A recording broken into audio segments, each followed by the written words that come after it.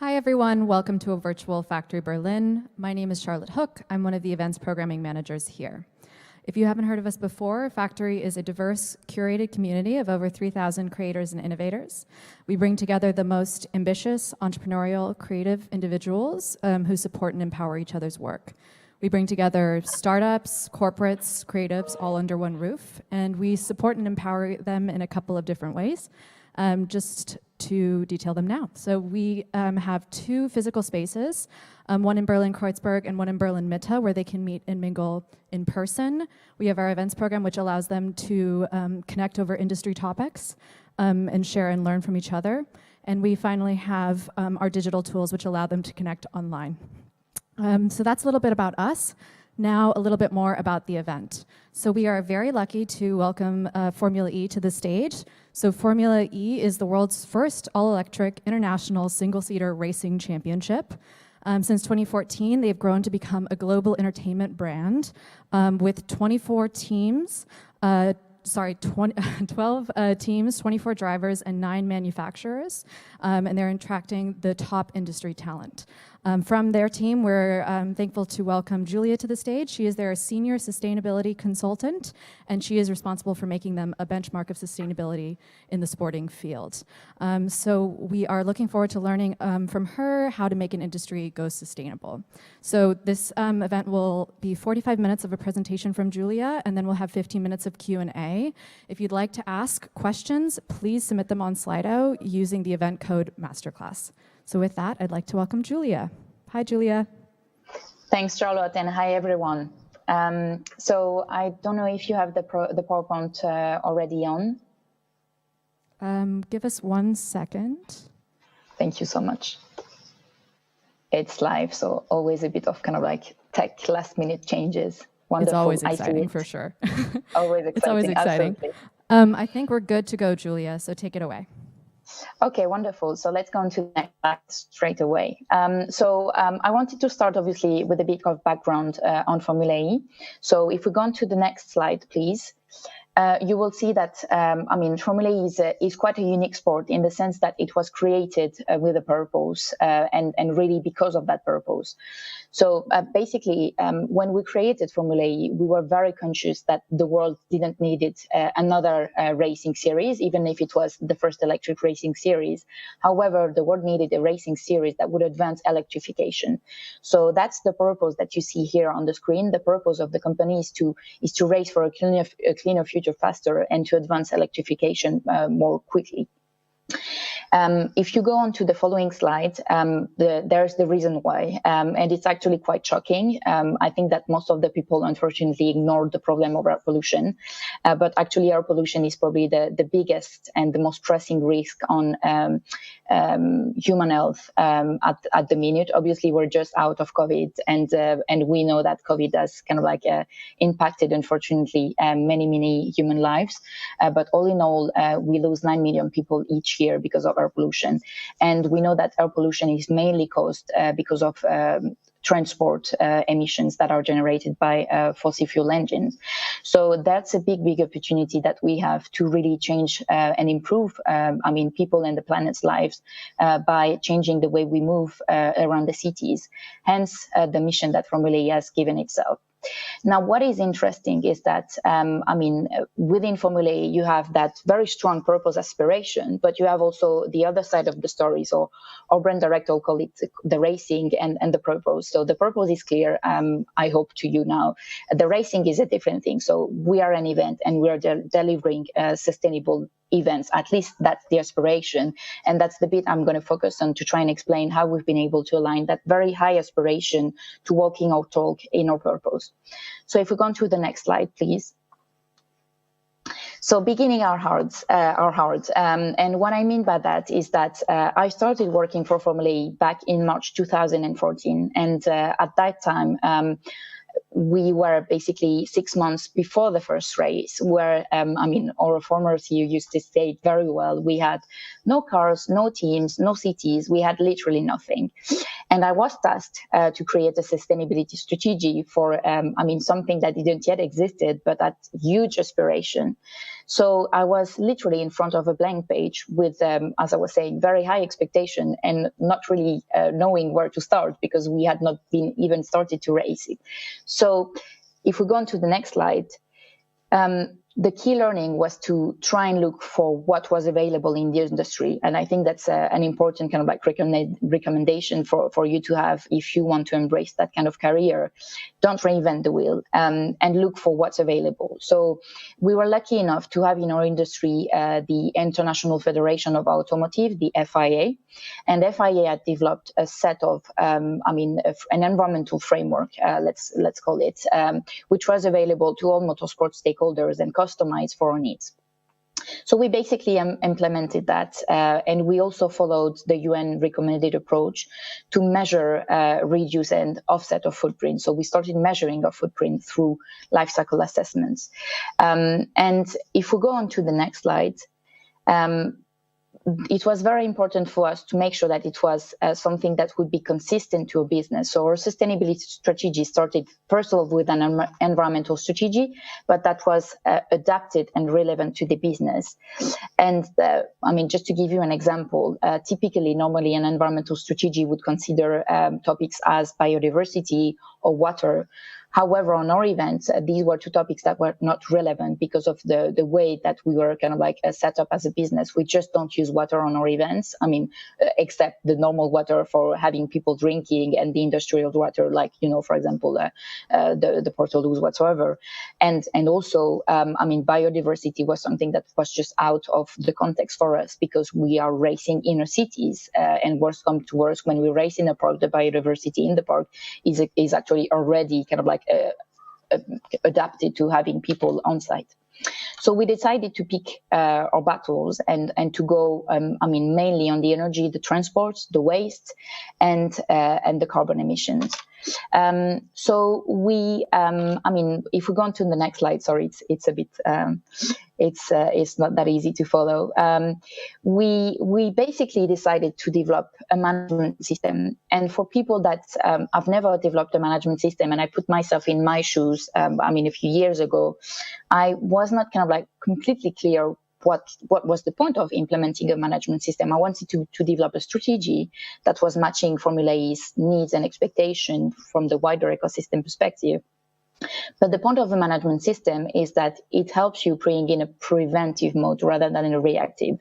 So the management system helps you to anticipate what will be the clear needs and expectations of the key stakeholders in your system, but also from the pure kind of like technical aspect, what is coming. You're seeing the trends coming, and you'll be able to adapt. So, for example, at that time, so back in 2014, that was the beginning of all the movements around kind of like plastic, and more precisely on single-use plastic, and that enabled us to kind of like sense that trend that was coming and be able to work with some of our partners, and I'm going to name them because it's a great kind of like a case study.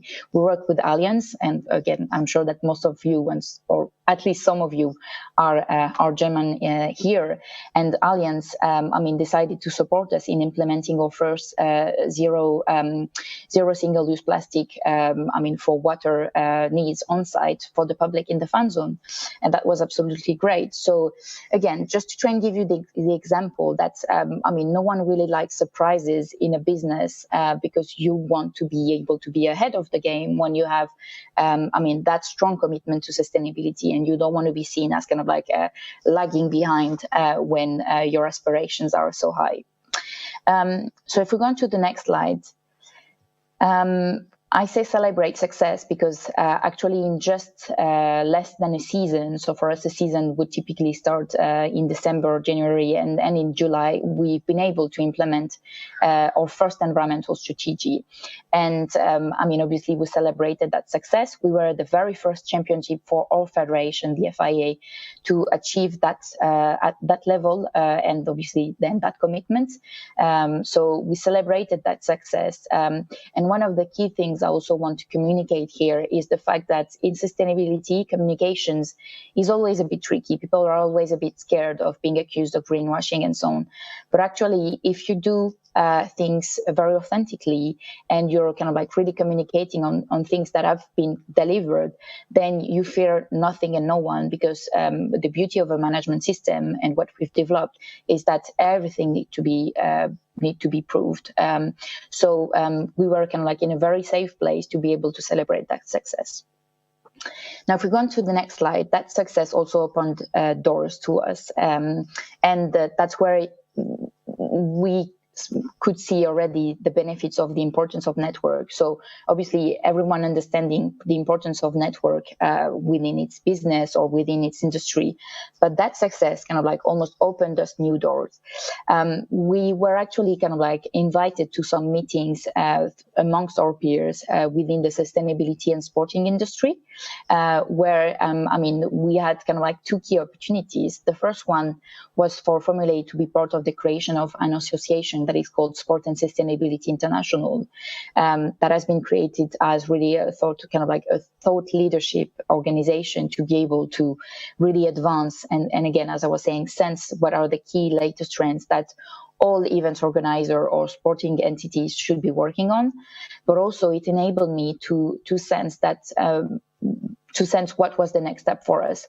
And that next step for us was to go from the environmental focus to the food sustainability focus, because I should have started by that. The real sustainability approach is not only about the environmental protection, it's also about the social inclusivity and the economic prosperity. So we had covered, and that was the right approach to start with the environmental focus, but we needed then to cover the social side of the story and also the economic prosperity that comes with kind of like, let's say, the quality of what you develop and the good product that you deliver. So if we go on to the following slide, we knew what was the next step, and the next step was to implement the Sustainable International Standard for event called ISO 20121. Now, obviously, just the naming of it is not something that is easy or straightforward. So what I needed to do was to sell that internally and make my top management understand that it was the right path for us to, and the right next step for us to take. And one of the key was to show them what was the benefit for them if we were kind of like starting that process. And the benefit was clear. What I told them is that it was finally almost the reconciliation of this very strong aspiration that we had to improve the air quality for everyone on Earth, and us delivering an event. And I mean, I'm sure that you all sense the complexity of an event that is happening around the world, almost a circus that is traveling from places to places with a different set of suppliers, different culture also, and kind of like level of maturity towards sustainability. So this approach was enabling us to really walk our talk and be able to really stand out and be able to prove that a third party was saying that we were really implementing sustainability from the mindset perspective of how we are delivering our events. So we started that process. And if we go on to the next slide, the first key step actually was obviously to make sure that we would have the resources to do that, but was actually to engage with the people that in the company were the operational people, the operational team, those that do deliver on site. Because the problem is that in some businesses, in some environments, sustainability is seen, as kind of like almost the cherry on the cake, the last thing that you will do if you can do it on the side of your normal job. And we had to completely change that approach. Sustainability had to be kind of like in the first phases of the conception of everything that they were doing, and really kind of like completely changing the approach of the programs that they were having. For example, we've been working a lot with our operational team to implement a very thorough waste reduction and recycling management system. And to be honest, I mean, that was completely new, for them, and that was also completely new for us. I'm certainly not a waste expert, but we've been learning, and that's where really it's one of these moments that you need to really engage and kind of build strong team relationship with your peers in the business, because that's going to be the key to success. So we made it. And if we go on to the next slide, we harvested the fruits of our hard work. In just 6 months, we implemented that sustainable strategy, basing ourselves on the good work that we had done before that on the environmental side of the story, but adding the full kind of scope of the social and economic aspects. And we got certified for London EPRI at the end of our second season. So again, like the timeline, we were such a young business still. And we were able, obviously, to communicate that again, because we had achieved that certification. It was, an external view that was saying that we were there, and we were able to really stand out and to showcase to the world that finally, really our aspirations were matching the way that we were operating. So just to give you some examples of how we've been able to harvest the fruits, is that, from that knowledge, we applied to a series of awards, and we won all the awards that year that we applied to. We also had Greenpeace endorsing us in a video showcasing what the future of mobility should look like. And I think that's really, how Greenpeace, how thorough Greenpeace can be, and for us to be endorsed as kind of a private corporation endorsed by such a kind of a reputational NGO was a great achievement. We didn't ask for that, obviously, so and they would have never done it even if we were asking for. So I think it really kind of opened us new doors.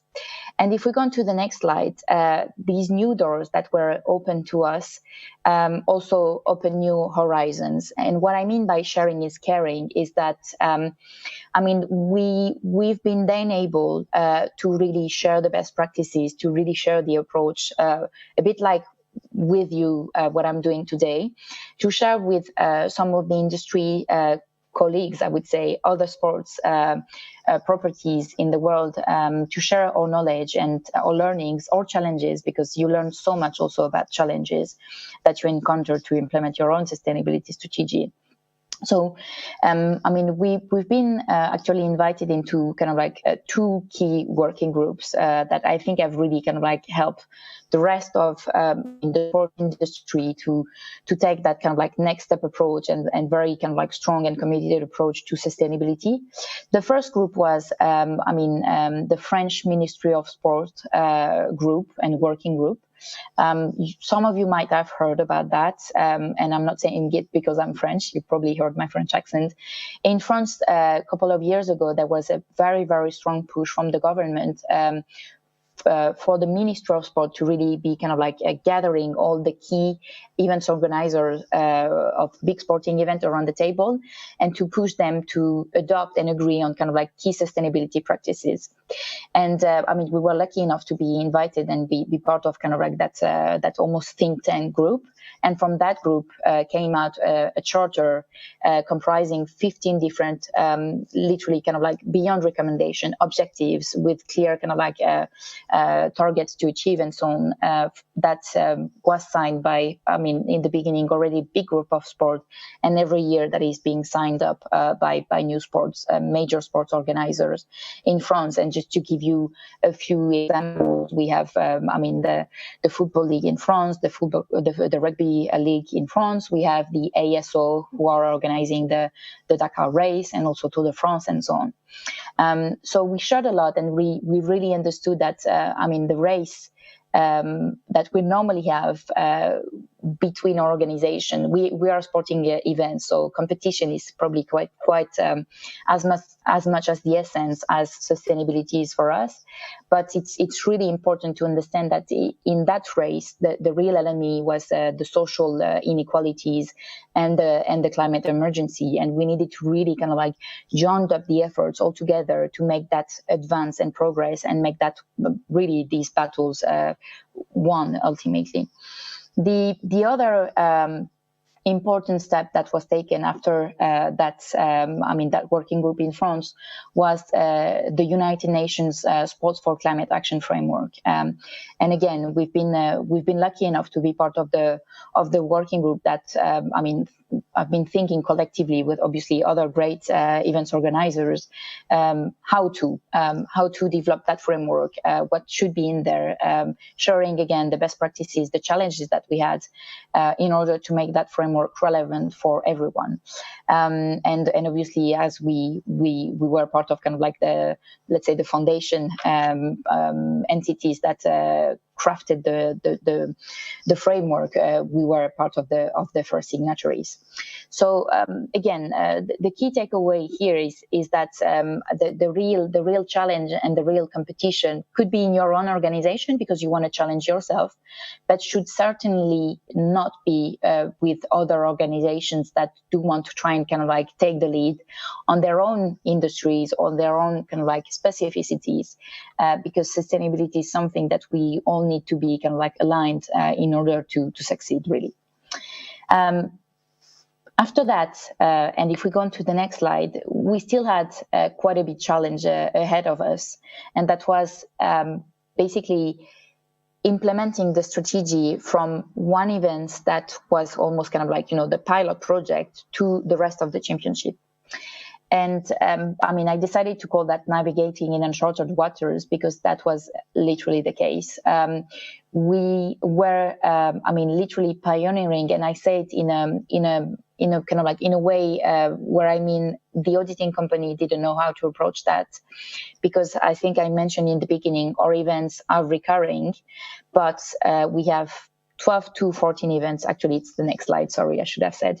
We have 12 to 14 events. This is an example of one of our first season's calendar. So we go everywhere around the world in just 6 months. We have each time a local team with obviously kind of like different needs and expectations towards sustainability. But at the same time, if you want to implement a consistent approach, you need to be able everywhere to replicate, customizing to the local culture. So when I say we were pioneering, I meant that literally our auditing company didn't really know how to approach that. So we had to define, together an approach that would make sense to develop not only the strategy, but to audit that strategy against that ISO standards. If we go on to the next slide, the how was to really do a strategic analysis from the Formula E ecosystem. So beyond the pure sustainability, because sustainability was so embedded into a business, we needed to understand what was coming, the strengths, the opportunities, and so on. So kind of like doing some SWOT, some pattern analysis, and so on, in order to determine what were, according to us, the most pressing issues of FE that we would then turn into kind of like the key macro objectives that we would give ourselves as the baseline of our strategy. And before obviously deciding that these were our key objectives, we needed to make sure that we were kind of like sensing that right from the key stakeholders' perspective, so our ecosystem. So in the standard jargon, we organized a stakeholder engagement, and basically stakeholder engagement is a big meeting where you gather ideally a representative of each of the parties that you have. So the local teams, the racing teams, the partners, our federation, some media, some fans, and so on. And we exposed, all the reasoning behind the strategic approach that we had done to get to what we felt were the key issues that we needed to focus on and to really kind of like give ourselves the North Star to reach. The good news is that they agreed with us. So we went on to drafting and implementing the action plan for these objectives. So if we go on to the next slide. No, there you go. So that's where we took the SMART approach. So for those that are not familiar with SMART, this is a way of setting ourselves objectives and targets that ensure that they will be achieved and they will have a responsible, dedicated person. So SMART means specific, measurable, achievable, realistic, and time-bound. And we give ourselves three macro objectives with kind of like different targets, let's say 3 to 5. And the three macro objectives were, the first one was on the environmental footprint of the championship. I don't think it was kind of like anything really surprising, because obviously when you have an aspiration to improve air quality and by that to reduce CO2 emissions around the globe, obviously you want to make sure that you do that also, first of all, in your own house, and that you do that properly. So that was the first objective, with different sets of targets and actions. The second objective was to engage with the local community. Now, this one, probably requires a bit more explanation. As I said, we're a traveling circus and we race around the world. And the specificity of the championship is that we don't race on existing track. We race in temporary locations that are inner cities. So that's part of, I think one of the most exciting things of Formula E. We get to race, in front of the Statue of Liberty, or we get to race in Tempelhof in Berlin, or we get to race, you literally see the Eiffel Tower in Paris. And I could give you many other examples. We're literally in the heart of the cities. Now, again, from the purpose perspective, the reason is that we know that air pollution is really kind of like concentrated in cities, and that's where the game changer can be. So that's where we want people to change the way they use mobility and to change, literally the way they drive and switch for electric. Now, in practical terms, that's quite complex, because we have to create a racetrack on a street that you and I would drive, with our normal passenger car. So that has a very strong impact on the local communities, because we literally race at their doorstep. And again, I'm gonna speak from my own culture. French people don't really like to be bothered for 2 weeks because of fences and big blocks to protect and create a racing track at their doorstep. So engaging with the local community meant for us really building that relationship, that consent, that acceptance, and that support, in order not only for them to agree to have us there, but also to feel proud and to feel part of the event. So we created a whole kind of like strategic approach to community engagement, where not only we were inviting these people to watch the race, but we were inviting them to the behind the scenes, so that they could really understand, let's say the higher purpose of that event, beyond the cars that were kind of like, racing on track, and that looks absolutely fantastic. But beyond that, really the impact for their lives and their children and grandchildren's life. And the last objective is, again, probably something quite traditional in an industry that has quite a lot of suppliers, but I would say not the least in terms of complexity. This objective was to really develop common objectives in terms of sustainability with our supply chain. And by supply chain, I really take the broad sense. It could be some of our partners, as much as really our suppliers, the companies that work for us in the behind the scene. But that's, again, one of the most interesting things, because, if you get into that mindset of having that real collaborative approach, really sitting around the table with, I mentioned the example of Allianz that decided to stand up and help us implement our zero single-use plastic approach. Or if you sit with, another supplier that is keen to help you improve, your environmental and social performance through their products and services, that really starts being a movement that you create beyond than just a strategy. So if we go on to the next slide, that's what I've started to express a bit. Collaboration is really key to success. Again, I think I stated I'm certainly not an expert in waste management in the beginning. I've learned a lot, nor an expert in branding, nor an expert in quality, nor an expert in community engagement.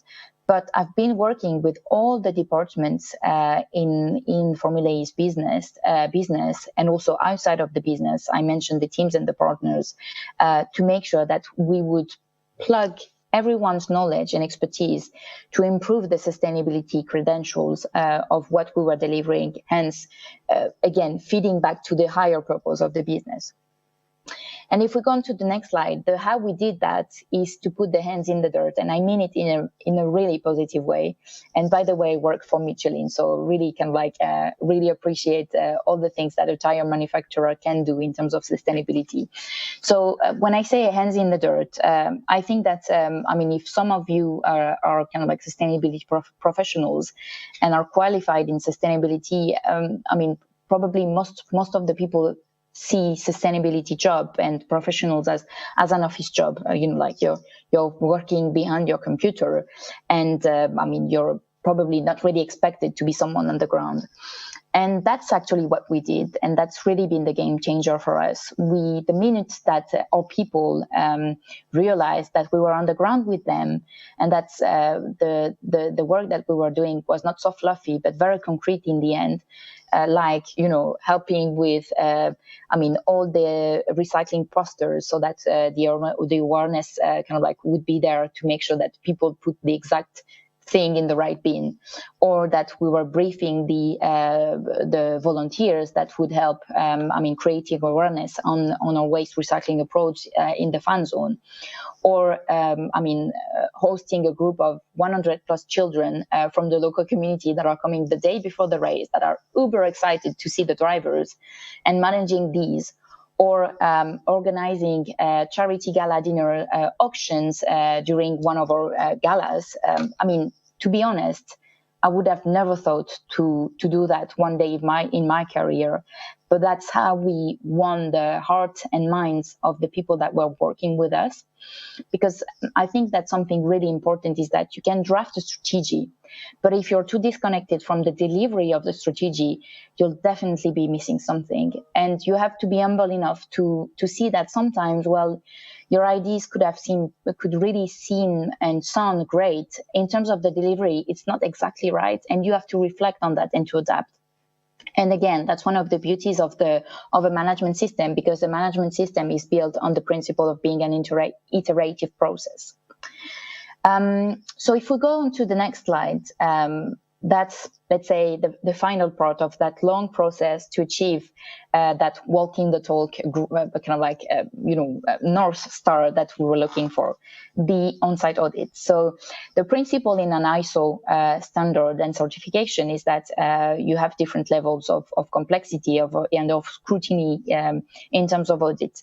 And of course, because of the nature of Formula E, we wanted to go to the highest and most legitimate level, which is the third party. It's called third party. So basically what it means is that you have an independent auditor that is coming on site and verifying that everything that you do is basically done in accordance to the system, the standard, and that you are able to prove the advancement of all the key objectives, the macro objective that we mentioned before. And so you're able to document that you're really taking the best effort to advance on these key objectives. So, we actually chose to start that on-site audit in Berlin. Again, from a strategic perspective, it's always better to start with the most virtuous and let's say, keener events. And obviously, we were lucky to have a Berlin team that was really motivated and really advanced on sustainability topics. So we had a two-day schedule full of interviews with all the key departments, and we come back to the fact that if these key departments were not fully collaborative, then on the D-Day you could not hide that the people, if they were not fully on board, were not able to really explain what they had been doing and why it was important for them to integrate sustainability in their practices. So just to give you a few examples of the people that were interviewed, we had our procurement team, we had our events director, or health and safety manager, or logistics manager, and so on. And really that thorough approach, helped us really ensure that we had not missed anything in our, holistic strategy. And everything went well. We were, super proud and super happy when the auditor said that everything was fine for her.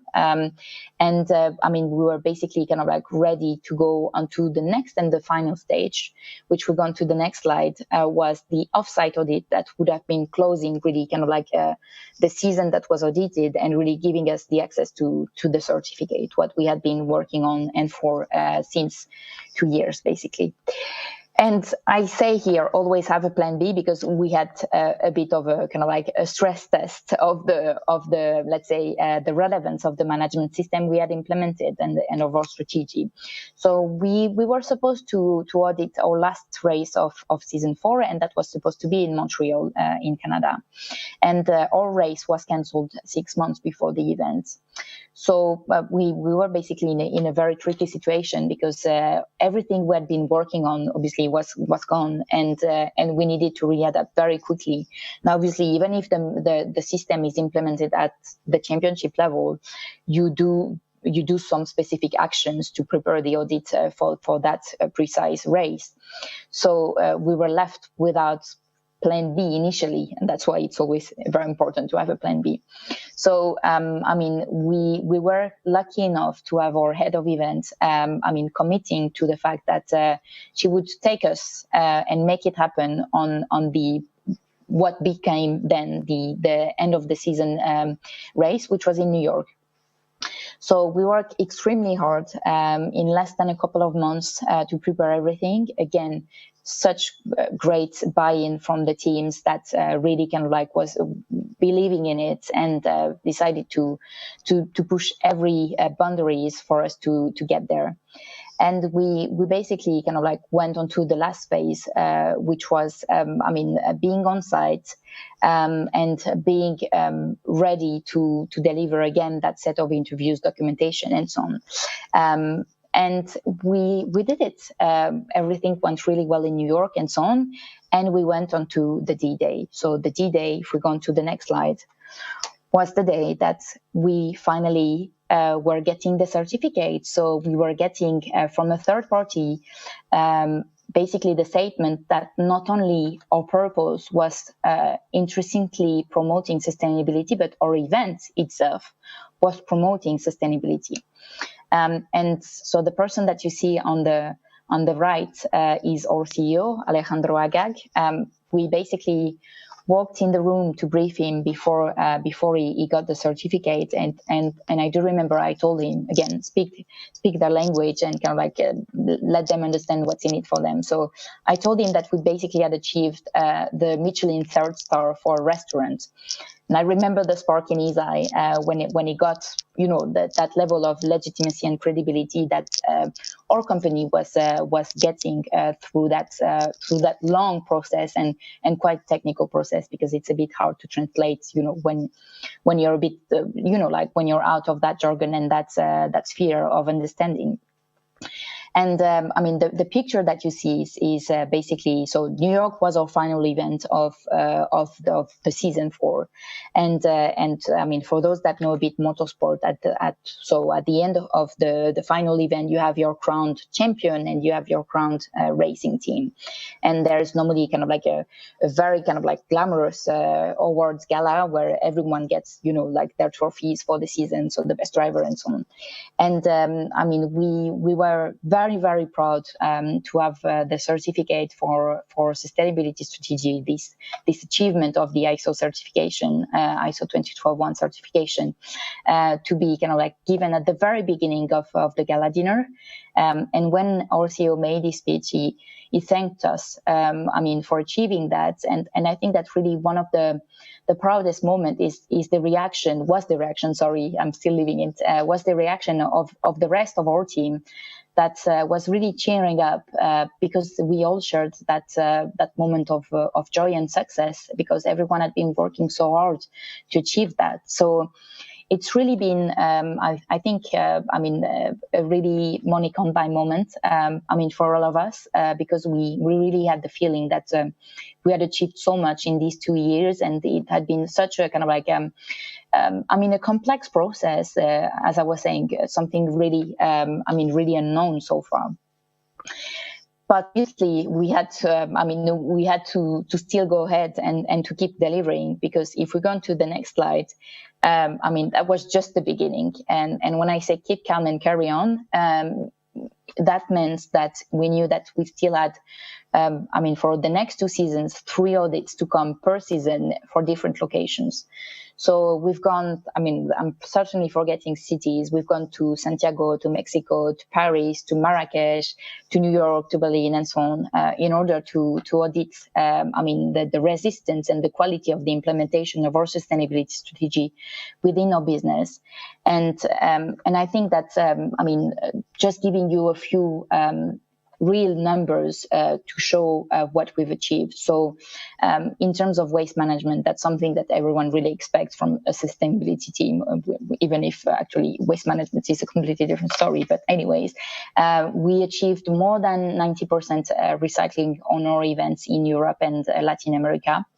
More than 50% on the rest of the world, considering that we do race also in cities and in countries where literally when we started racing, waste infrastructure was not implemented.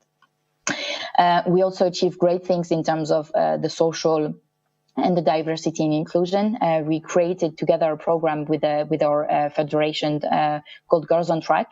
And Girls on Track is kind of like geared towards young girls to really show them that there's no glass ceiling for them to start working in motorsport, and that we bring them on the track so that they see, they get the excitement of the race, the teams and the drivers and so on, but also they learn about engineering, they learn about mechanics, they learn about journalism and so on, and they even drive electric cars in order to test their ability and maybe become, like the super top driver of the future.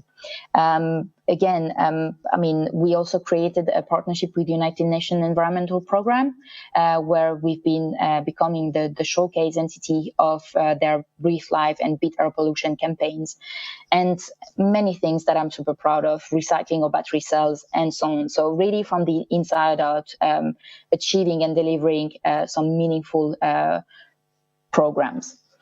Now, if we go on to the next slide, I think that's the biggest, let's say, success, and that was the biggest battle. And I've tweaked that sentence, which normally says, culture, it's strategy for breakfast. I've changed it to sustainability, because I think that's what we literally achieved. I think that we managed to implement an authentic culture of sustainability in our business. Obviously, there was, since the beginning, the importance of sustainability in the business, but the culture of sustainability is something that takes time to create, and you need to get, all your employees and all your stakeholders to really believe in it and to really think sustainability deeply, and you need to convince their heart and mind. The true meaningful change doesn't happen in a second. So we've gone through the phase that we were going to our different departments, nudging them to get some, more sustainable programs implemented, or to continually improve our sustainability approach, to a point where it's them coming to us and nudging us to try and do more. And I'll just give a few examples. We've been developing sustainable guidelines for the exhibitors in our fan zone. We've been developing sustainable guidelines for merchandise. We've been creating working group with our racing teams that wanted to do more. We've been, creating activations together with our partnership and commercial teams for our partners, integrating sustainability, let's say KPIs, since the inception of the process. And that's the real success. We've really changed the way the people in this company approach sustainability. Now, if we go on to the next slide, and I'm almost done, so that we'll have time for questions. What's next? What's now? Really, I think it's a great moment for Formula E for at least two reasons. We've had a big change of governance in our business because the business has grown, as I was saying, from a small startup in a small office in London to a more mature business, and that new governance is reflecting the fact that we are in this kind of like more mature phase of the growth of the strategy and the business as a whole. And it's exactly the same for our sustainability strategy that is completely integrated in that. So the sustainability department, that's something that is important also for you guys that might want to work in that field. We report to our strategy officer, which tells you the importance and the transverse view that we have. We have obviously a dedicated budget. Since years, we have dedicated full-time resources that work with us. We have dedicated consultants that help us make sure that we have no holes in our approach and so on. And I think that's one of the best examples to showcase, that we are going to do way more and probably kind of like keep having that real holistic and transverse approach is the example of how we reacted as a business to COVID-19. So obviously, like everyone in the world, our business, had to stop in terms of delivering the events during COVID. And obviously, we look for something that would be meaningful both for or kind of like key stakeholders and most importantly for our fans. So how do we put racing when racing is not a possibility? So we created that race at home challenge, which is an e-gaming proposition to wait for the real racing. And when we created that race at home challenge, we also created a partnership with UNICEF, because we realized that, with COVID, one of the key population that was directly or indirectly touched and impacted very strongly by COVID-19 were the children around the world. And that was quite in the beginning overlooked in the way kind of like, let's say societies were approaching the negative consequences of COVID. So we developed that partnership in order to raise the voice of children, but also to raise the importance of kind of like taking care of children in that specific moment.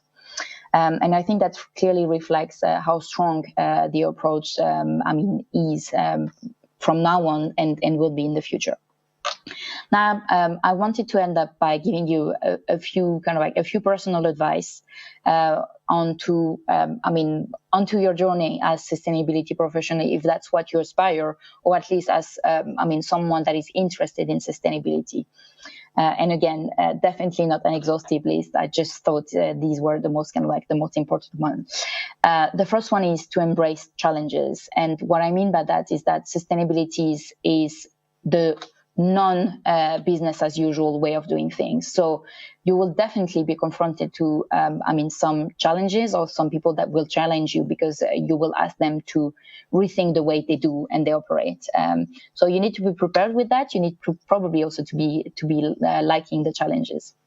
The second is to be very determined and almost stubborn in what you do. Again, pick your battles, but when you pick your battle, never give up, because again, you will be confronted to people that sometimes don't understand where you're coming from, and again, what's in it for them. What's the point of you, changing their approach. The third thing is to speak the language. Very, very important. I'm sure that you've heard, probably even I've used during my presentation, some jargony sustainability language. I do remember once one of my colleagues told me, I'm scared when people talk to me about sustainability. I'm scared being asked a question. And I remember being a bit surprised, but I do get that. If my finance director was asking me to do a presentation on the accounts, I'd be scared because it's not my expertise. It's not my knowledge. I don't master the full, jargon in that sphere.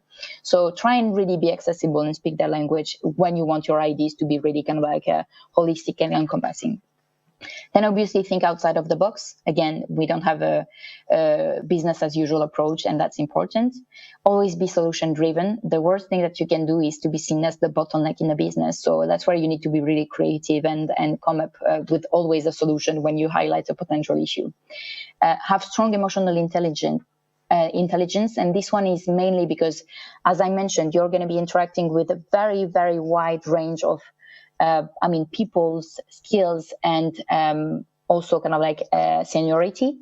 I can interact with our C-level as much as I can interact with the most junior role in the business. And I need them all, but I need obviously to kind of like adapt the way I present things as to what they're expecting. So this is really important.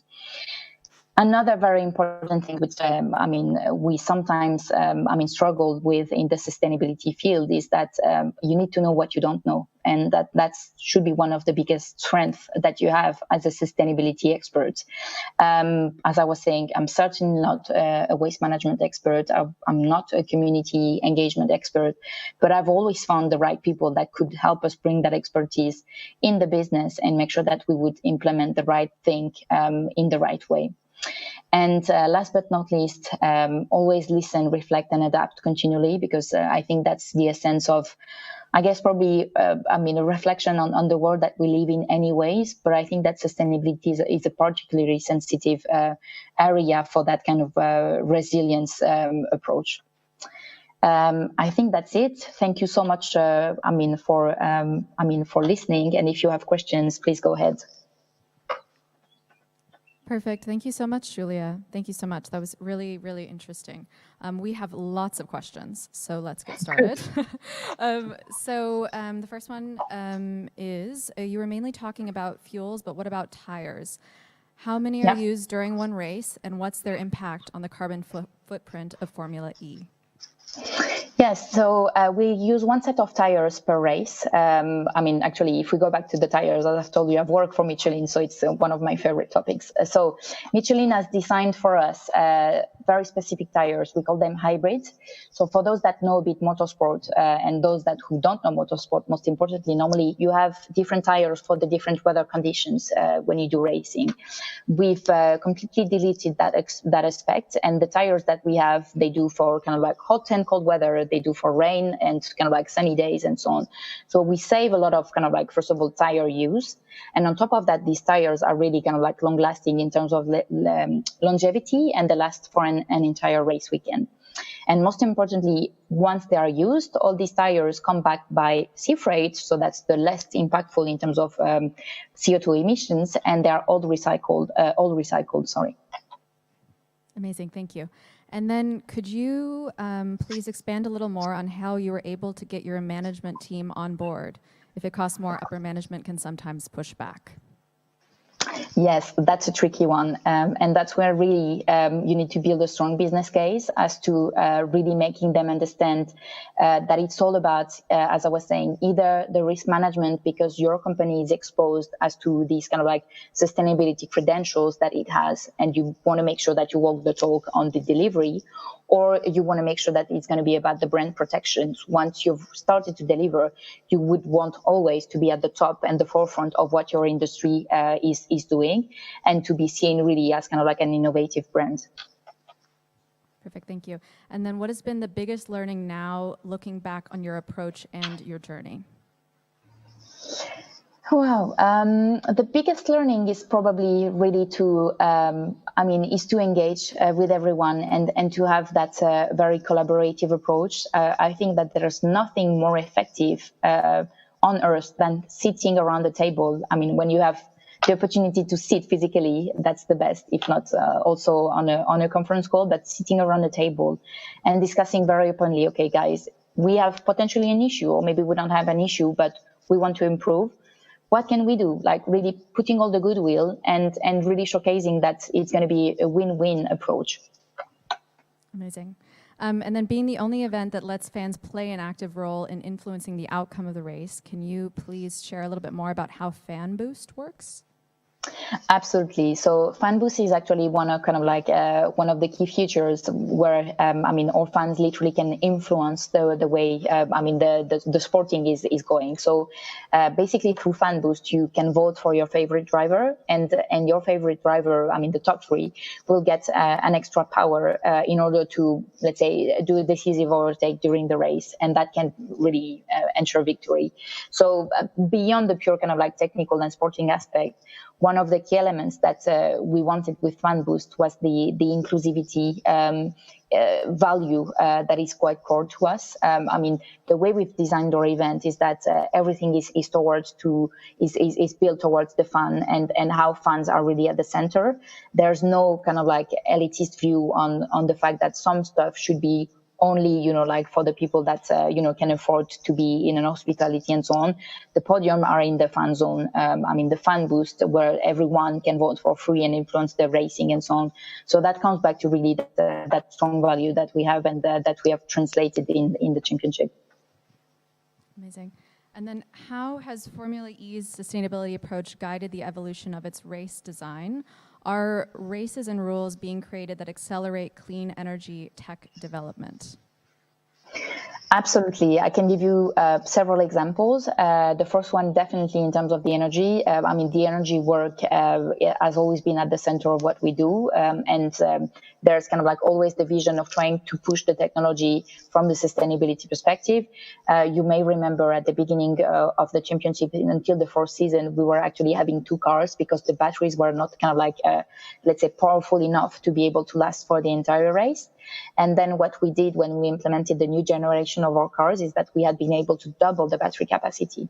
Now, what we're looking for the next generation of our car, and the new kind of like tech challenge that we want to tech and sustainability challenge that we want to kill, let's say, is the fast charge. So we know that from infrastructure perspective, what is missing for now in order to really kind of like help push massively the electric adoption is having fast charging.